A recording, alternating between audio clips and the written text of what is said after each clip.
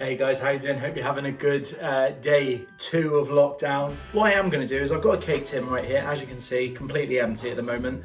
That won't do at a time like this. So I'm going to fill it and I'm going to make a very easy tiffin. Maybe you can join in at home. If you've got all these are things, to be fair, that you should have in your larder or your cupboard. If you live in a flat like this, you don't have a larder, you have a cupboard. So these are the things that you need to make a really good chocolate tiffin. Digestive biscuits, maple syrup, sugar, cocoa powder, a cow. No, I'm joking. You'll need butter, cooking chocolate. This was, until a couple of days ago, full bar, but obviously Joe's had a little bit of that. Should we make a tiffin? Let's make a tiffin. We've got nothing else to do. Let's make a tiffin. I'm using this, which is like a lasagna dish that we have. It says you need to butter and line the tin with baking parchment. Haven't got is baking parchment like the paper? Yeah, we haven't got that. So I'm just gonna butter it. See, I just go literally rub the butter all over. There we go, done, easy peasy. Okay, then I'm actually gonna take you over here for this bit because we need to melt things in a saucepan. Okay, so this is where you're gonna need to start. We're on lockdown together, so I'm cooking in here, Joe's playing violin, just the other side of them shutters. So if you get a little, this video is gonna have a little violin soundtrack. So this is where you need to start measuring things. 151, just over, we'll go with it. So butter into the saucepan. So we need 3 tablespoons of golden syrup. Joe, this is really gonna interfere with the video, I'm not gonna lie. 1,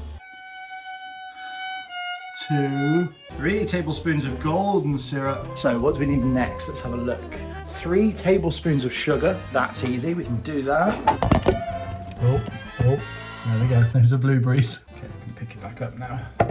It says caster sugar, which I think is just normal sugar. I'm not a chef. 1, 2, it's kind of half, 2.5. 3 tablespoons of sugar in the pan. It says 6 teaspoons.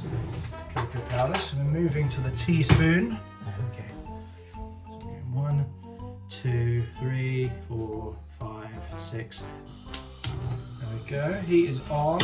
And melt that all together. As you can see, that's just simmering away there together, which is nice. When I lived in Devon, it's got to be said, I was not a huge fan of cooking. Didn't really do it ever. Joe's taught me the basics, and I'd say now, arguably, I'm a better cook than she is. This is the most fun bit of the recipe. You get your biscuits. It says 225 grams. So what I actually need to do now is bash these biscuits up. Just gonna do it like that. Oh, that's not gonna go well. They're already coming out. So I'll move that out of the way for a sec so you can see what I'm doing. I'm just gonna have to just break up the biscuits. Just have to pop them in and just punch the bowl. Whoop! Oh dear, that's not gonna work. I'm just using my fingers to break up the biscuits. Digestive biscuits break up pretty easily anyway. It's good to get some of your frustration out. I'm locked in, I can't get out. Crumbly hands. So the biscuits are done. The chocolate and the butter and everything else is melting together beautifully here. In they go. Give that a stir. Get your biscuits all coated in the mixture that you've made. That's looking nice and coated now. Pretty happy with that, so I'm going to take that off the heat. This is where you need to add your chocolate. 110 grams of milk, 110 grams of dark chocolate. So what you need to do is melt the chocolate, break it up a bit, like that. Mix it all in together so you've got your dark and your milked chocolate all in together. Then in the microwave, 20-second bursts. Chocolate is fully melted. As you can see, the milk and the dark have marbled together beautifully. Now we're gonna, that's really hot, that's really hot. Oh, don't do that. So it says now that you need to put the mixture that you did in your saucepan into there, but I'm looking at it and it doesn't look like it's gonna be enough, but let's just make it stretch. But as you can see, it doesn't look like a lot. I think I'm gonna have enough to do half of what I thought I was gonna do. Because you need to press it down, so I'm going to just do that. Actually, when you've pressed it down, it does seem to go a little bit further than you imagine. The thing with tiffin is you want that big thick layer of chocolate on the top as well.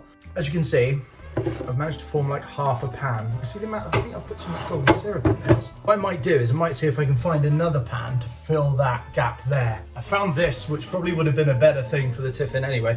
What I'm going to do is just pop that there so that when it's baking, you can see there it won't overrun the area. That's what I'm hoping anyway. Take your chocolate that you've got, your melted chocolate from the microwave, and pop it on top, layer it on top like so.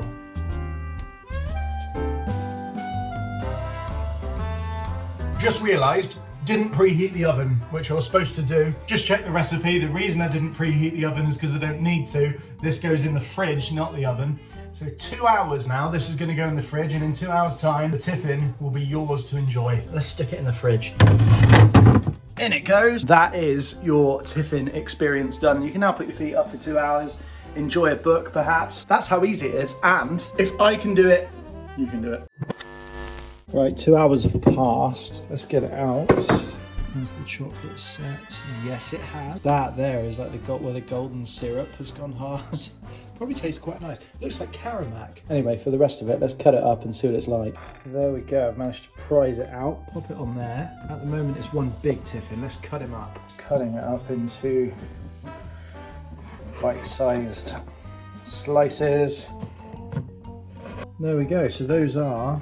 Oh, it looks like tiffin as well. Look at that. But let's give it a little taste. Two ready there. Tea is being made. Done. You can try first.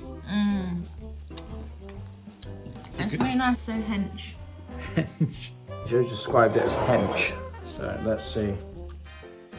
Very good. Very dense. You can taste the digestive biscuits. Chocolatey, thick. Thumbs up from me. Thumbs up from you.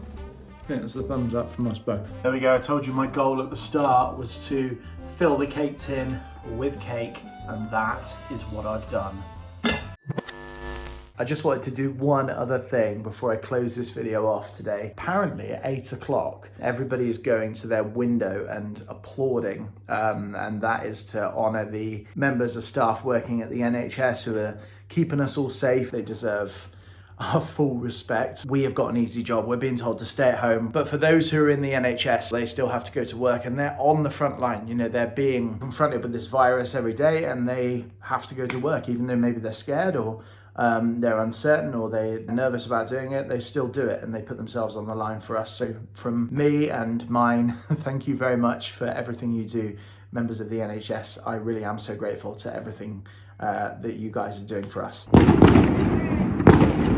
Fireworks.